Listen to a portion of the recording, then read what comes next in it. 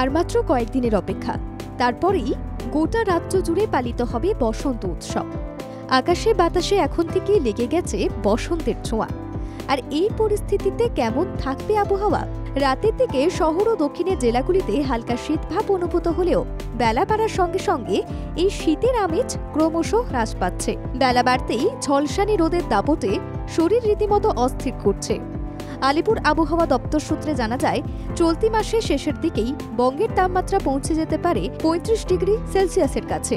আলিপুর আবহাওয়া দপ্তরের মতে আজ শহরের সর্বনিম্ন তাপমাত্রা ২২.৬ ডিগ্রি সেলসিয়াস, যা স্বাভাবিকের থেকে ০.৯ ডিগ্রি বেশি। গতকাল ছিল রবিবার, সেদিন শহরের তাপমাত্রা ছিল ৩১.৪ ডিগ্রি সেলসিয়াস, যা স্বাভাবিকের থেকে কম ১.৬ ডিগ্রি সেলসিয়াস। তবে রবিবারের তুলনায় সোমবার শহরের তাপমাত্রা বৃদ্ধি পেয়েছে। আলিপুর আবহাওয়া দপ্তর আগেই জানিয়েছিল, গত দুদিনে দক্ষিণ এবং শহরের তাপমাত্রা খানিকটা হ্রাস পেলেও আগামী কয়েকদিনে পারদ ফের ঊর্ধ্বমুখী হবে। আর সেই মতো সোমবার থেকেই পারদ ঊর্ধ্বমুখী হতে দেখা গেল শহর সহ দক্ষিণের জেলাগুলিতে। তবে দক্ষিণের তাপমাত্রা বৃদ্ধি পেলেও বৃষ্টি যেন পিছু ছাড়ছে না উত্তরবঙ্গে। বিগত কিছুদিন ধরেই বৃষ্টি হচ্ছে উত্তরবঙ্গের বিভিন্ন জেলায়।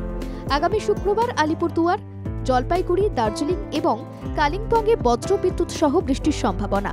উত্তরে বৃষ্টি হলেও দক্ষিণে নেই বৃষ্টির সম্ভাবনা। আগামী ২৪ ঘন্টায় কলকাতার কোথাও বৃষ্টির সম্ভাবনা নেই বলে জানিয়েছে হাওয়া অফিস। ব্যুরো রিপোর্ট, বাংলা জাগো।